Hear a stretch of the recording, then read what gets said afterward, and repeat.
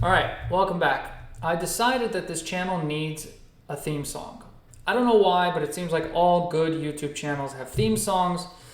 They're not related at all to the content. But I went ahead and bought this Casio PT1 just because I'm kind of old school and I like Nintendo sounds. And this has this fantasy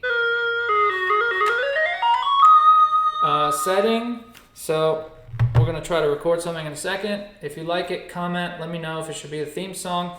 And if you know how to take that theme song and then add in a bunch of random images which have nothing to do with my content and can make me an intro video, please hit me up in the comments, or if you're my friend, which you probably are because no one else watches this, hit me up and let me know so we can make that. Also, I want to wish happy birthday to my cousin Maggie. You're the best. Have fun in Venice. And I want to thank our fake sponsor of the day, Gastro Center of Maryland. Is your butt hurting? Do you want to get professional help from a real doctor who's then going to talk about your butt on Instagram on his way home? Call Gastro Center of Maryland.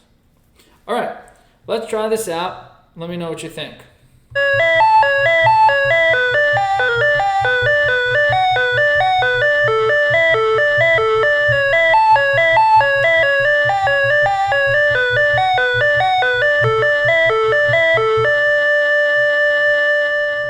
All right, if you like that theme song, let me know. If not, we'll mess around with another one next time. All right, the title of this video, Money Cash Hose, H-O-S-E. Yes, Jay-Z, DMX, but that's not what this is about. It's a different kind of hose. Why am I talking about this? You guys seem to really like when I talk about money, because I made a Tzedaka video and everyone, especially Joseph Eli, said, bro, best video of all time, right? So what I want to do is keep talking about things that you guys like while educating. Tzedaka works very differently than all the other mitzvahs.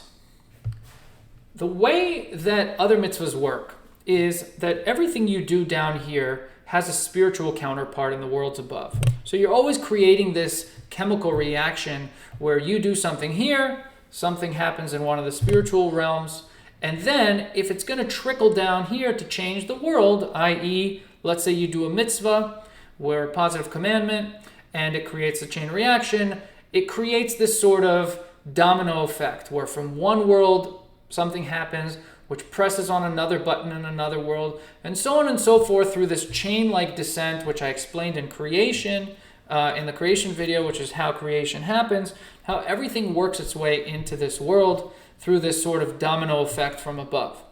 So anytime you do a mitzvah, it has to go through the different channels and levels where it travels from world to world all the way down here until it affects change somehow. Tzedaka is very different. Tzedaka works like a hose. Think a garden hose. The garden hose delivers water straight from the spigot, straight from the source, all the way to the end, without any filtering in between. So no matter what the distance of the hose is, it's still doing the same thing. Tzedaka works in the same manner. You can bring down the godliness, the infinite light of God that affects positive change down here, straight from above, all the way down to here, while skipping through all of those worlds and faculties and levels in each world, which has a much higher physical and tangible advantage than the other mitzvahs, than the other commandments. Think in Mario, when you figure out that shortcut where you can take that little elevator and jump up and go skip to world number 9 instead of playing through every single level, that's a pretty good analogy. So tzedakah, there's a reason why that happens. Think about the way the world was created. It was created with chesed, with kindness. God did tzedakah with us. He gave us charity because he didn't need any of this.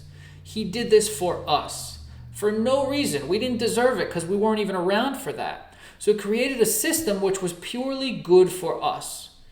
And so we want to mimic what he does. And if you think about it,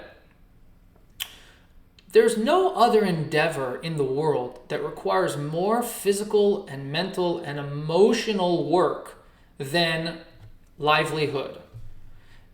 Everyone bases their schooling career based on how they're going to earn a living. Everyone bases what they do on a daily basis around work. It's not like you plan your life and then, work just sort of fits in. You work your ass off, and then you plan everything else around it, because without income, you can't do anything. So you are tapping into what you put the most amount of effort into and saying, you know what? I worked for 100% of this money. I put my sweat, blood, and tears into this. And now I'm going to acknowledge that, you know what? It was never really my money to begin with. Well, at least 10 or 20% of it. Because who gave me that money? God gave me that money. Because yes, I have to work, because that's how you get the money. You can't sit at home, just expect money to fall into your lap. And if you can, let me know how that works, because I want to do it too.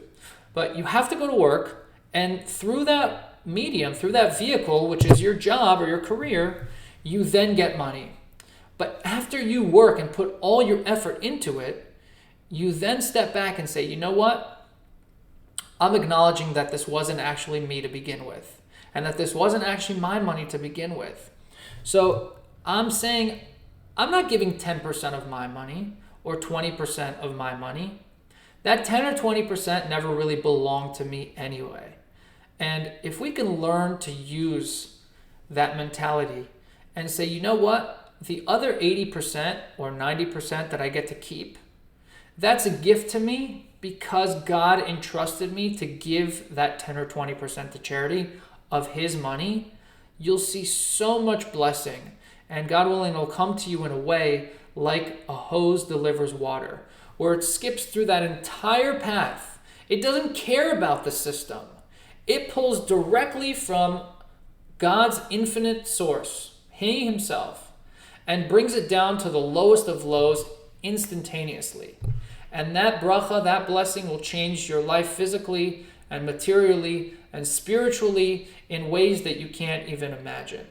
So qualitatively, tzedaka, charity, has the power to do what no other mitzvah can do. And so think about that when you have another opportunity to give tzedaka. Think about that it's not about quantity per se. It's about quality. It's about doing this on a regular basis. And the more chances you have to give, even if it's $1 a day, the more you're eliciting this downward flow like the hose, where you're plugging into the source, you're turning on the faucet, and the water's coming out, that original water, unfiltered from the source. The blessing that you elicit down here comes unfiltered in the highest way possible. So qualitatively, there's no better mitzvah. All right, looking forward to your comments on the theme song. And if you like the video, press like. I don't know how this YouTube algorithm stuff works, but apparently if there's more likes, then more random people will see it, and maybe they'll benefit from this. All right, guys, have a good one.